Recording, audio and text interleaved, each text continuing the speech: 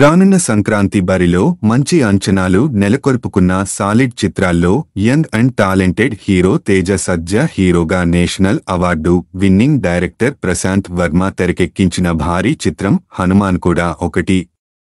మరి pan India లెవెల్లో టీజర్తోనే హైప్ని తెచ్చుకున్న ఈ చిత్రం రీసెంట్గా వచ్చిన ట్రైలర్తో కూడా ఇంప్రెస్ చేసింది.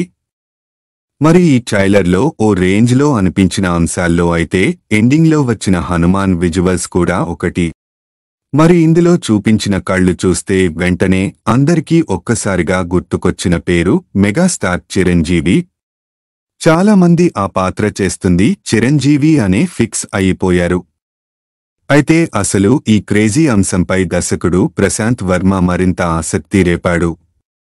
లేటెస్ట్ ఇంటర్వ్యూలో మాట్లాడుతూ ఆ పాత్ర చేస్తుంది చిరంజీవి గారా కాదా అనేది మాత్రం ఇప్పుడు నేను చెప్పను అని, కానీ ఆ పాత్రలో చిరంజీవి గారు అద్భుతంగా ఉంటారు అనేది నిజం. అయినప్పటికీ మా సినిమాలో ఆ పాత్ర చేసింది ఎవరు అనేది ఇప్పుడు సినిమా రిలీజ్ వరకు నేను చెప్పదలుచుకోలేదు. దానిని సస్పెన్స్గానే ఉంచాలి అనుకుంటున్నాను అని స్పష్టం చేశాడు. దీనితో తన మాటల్లో ఆ పాత్ర చేసింది మెగాస్టార్ అని కొంతమేర చాలామందికి మరింత బలంగా అనిపించింది. మరి ఈ పవర్ఫుల్ పాత్రలో ఎవరు కనిపిస్తారు అనేది తెలియాలి అంటే ఈ జనవరి 12 వరకు ఆగి చూడాల్సిందే.